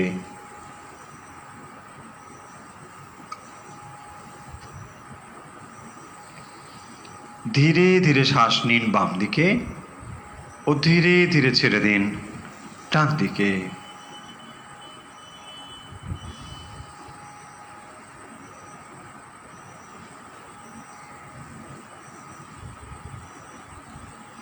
শ্বাস নিন ধীরে ধীরে বাম দিকে এবং শ্বাস ছেড়ে দিন ডান দিকে ধীরে ধীরে। শ্বাস বাম দিকে নিন ও ডান দিকে ছেড়ে দিন। ধীরে ধীরে শ্বাস বাম দিকে নিন ও ধীরে ধীরে শ্বাস ডান দিকে ছেড়ে দিন।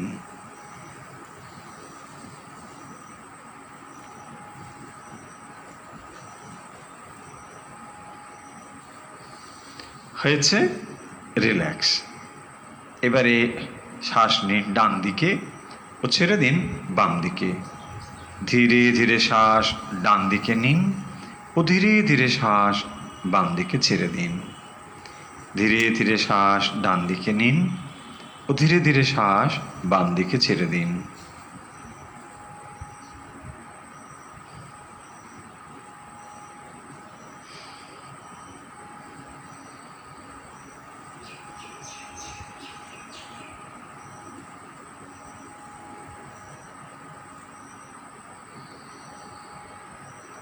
শ্বাস ধীরে ধীরে ডান দিকে নিন, ধীরে ধীরে বাম দিকে ছেড়ে দিন।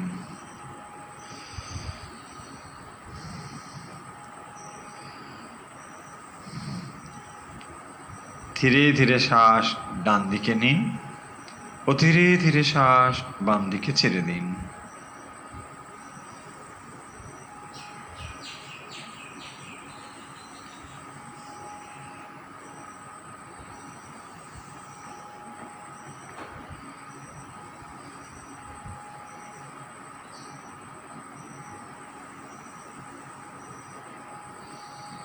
হয়েছে, রিল্যাক্স। এখন আমরা তৃতীয় প্রাণায়ামটি অভ্যাস করব। শ্বাস নাক দিয়ে নিন ও মুখ দিয়ে ছেড়ে দিন। ধীরে ধীরে শ্বাস নাক দিয়ে নিন ও ধীরে ধীরে শ্বাস মুখ দিয়ে ছেড়ে দিন। শ্বাস নিন নাক দিয়ে, ছেড়ে দিন মুখ দিয়ে। ধীরে ধীরে শ্বাস নাক দিয়ে নিন,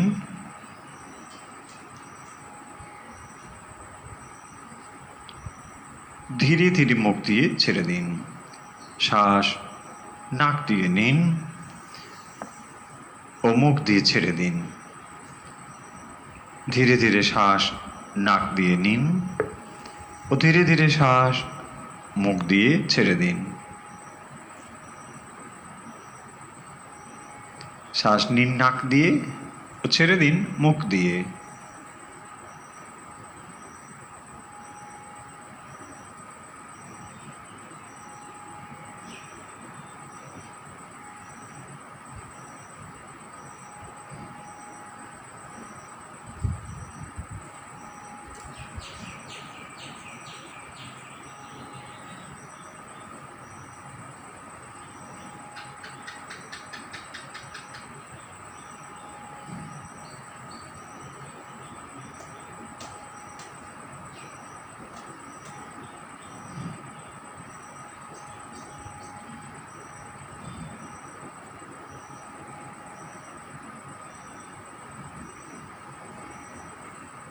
হয়েছে, রিল্যাক্স। স্বাভাবিক শ্বাস নিন কয়েকবার। এবারে আমরা চতুর্থ প্রাণায়ামটি অভ্যাস করব। শ্বাস নাক দিয়ে নেব, নাক দিয়ে ছাড়ব, মুখ বন্ধ রাখব। মেরুদণ্ড সোজা। শ্বাস নাক দিয়ে নিন, নাক দিয়ে ছেড়ে দিন। ধীরে ধীরে শ্বাস নাক দিয়ে নিন। এবার ধীরে ধীরে শ্বাস নাক দিয়ে ছেড়ে দিন। ছন্দবদ্ধভাবে শ্বাস নিন ও ছন্দবদ্ধভাবে শ্বাস ছেড়ে দিন। 4-4, 5-5, 6-6 যে কোনো ছন্দে শ্বাস নিন ও একই ছন্দে শ্বাস ছেড়ে দিন। ধীরে ধীরে শ্বাস নিন ও ধীরে ধীরে শ্বাস ছেড়ে দিন। শ্বাস নিন ধীরে ধীরে ও ছেড়ে দিন ধীরে ধীরে।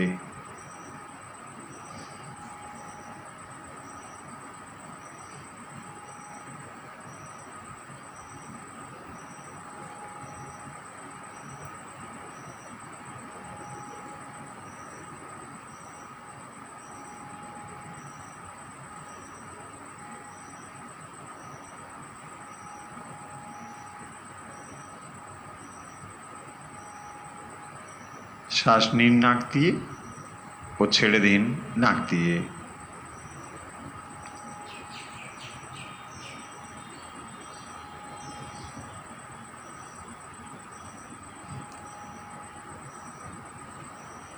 হয়েছে, রিল্যাক্স।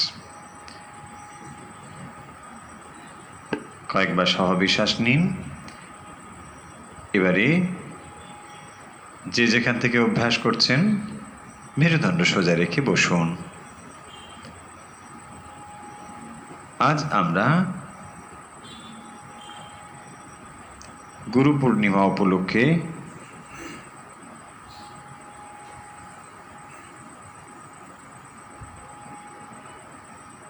অভ্যাস পর্বে শ্রী গুরুর ধ্যান এবং ইষ্টমূর্তির জপ ধ্যান করব। যে যেখান থেকে এই মুহূর্তে আমাদের সঙ্গে অভ্যাস করছেন আশা করি প্রস্তুত হয়েছেন।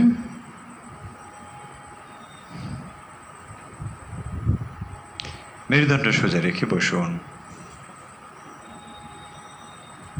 হাত দুটো জ্ঞান মুদ্রায় হাঁটুর উপর রেখে দিন।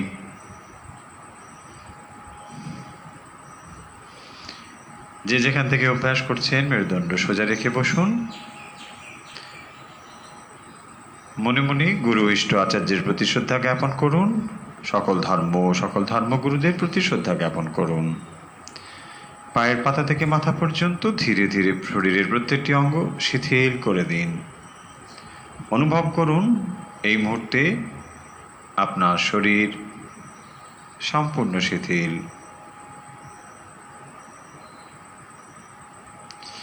ধীরে ধীরে শ্বাস নিন, ধীরে ধীরে ছাড়ুন।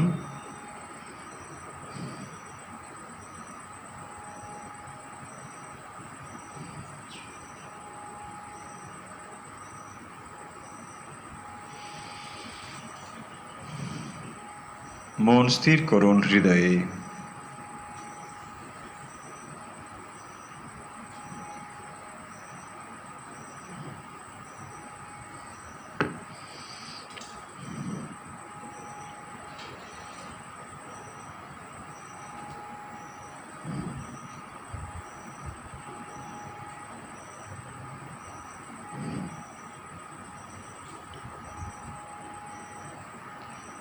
মনে মনে শ্রী গুরুকে স্মরণ করে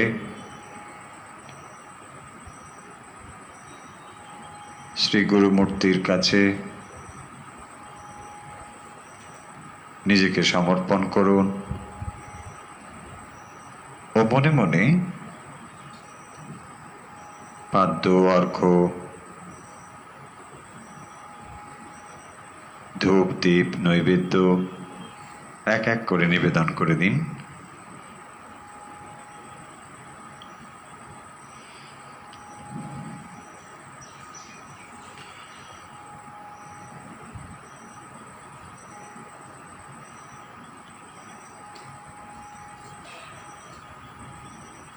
শ্রী গুরুকে স্মরণ করে গুরুর প্রতি শ্রদ্ধা জ্ঞাপন করে হৃদয়ে ইষ্টমূর্তির চিন্তা করুন।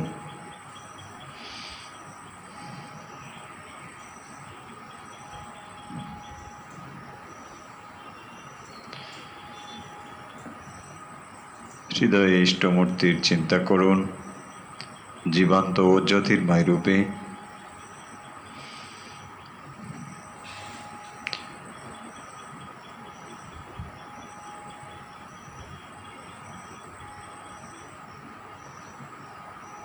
পুষ্পাঞ্জলি,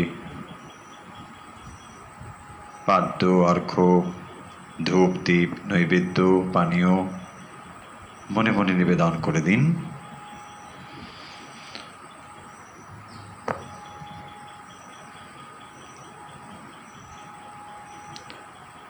হৃদয়ে ইষ্টমূর্তির জীবন্ত ও জ্যোতির্ময় প্রকাশ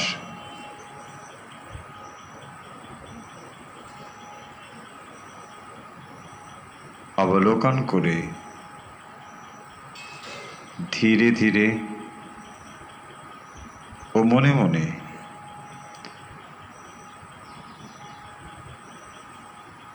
মন্ত্র জপ শুরু করুন।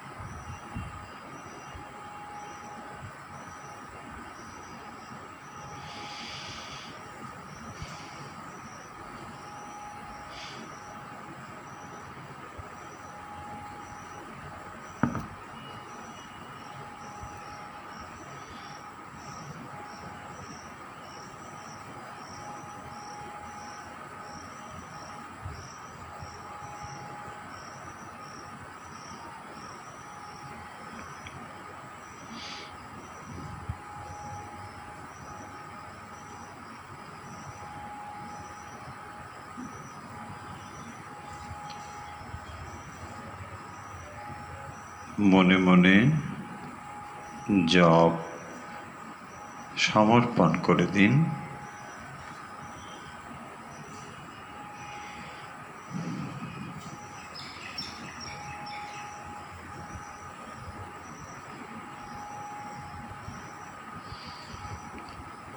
মনে মনে পুষ্পাঞ্জলি নিবেদন করুন।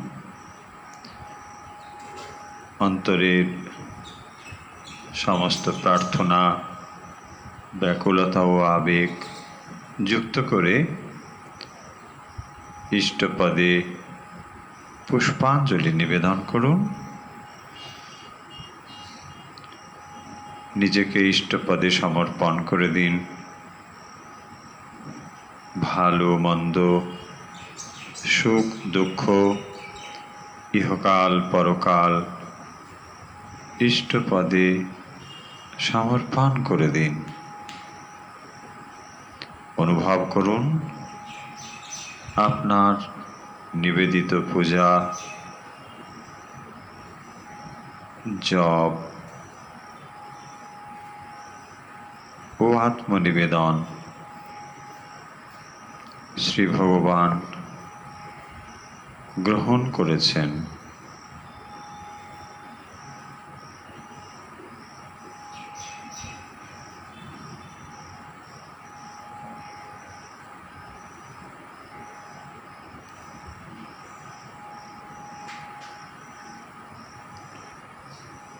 নিজেকে সম্পূর্ণরূপে শ্রী ভগবানের চরণে সমর্পণ করে দিন।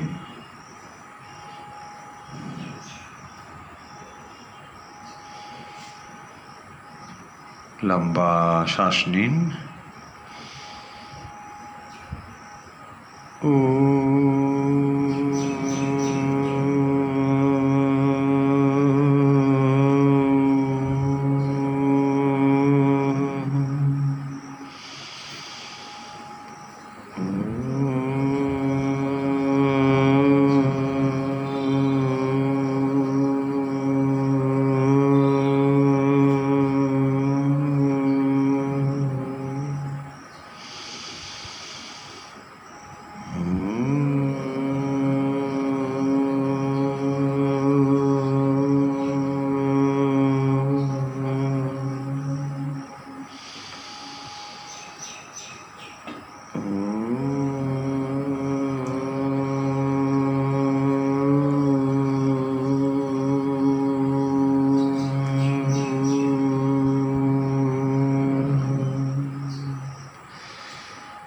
হরি ওম তৎসৎ।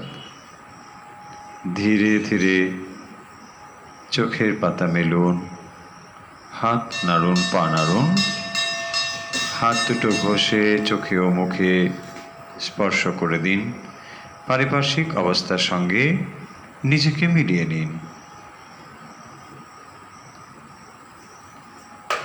আজকের অনুধ্যান ও অভ্যাস এখানেই শেষ হলো।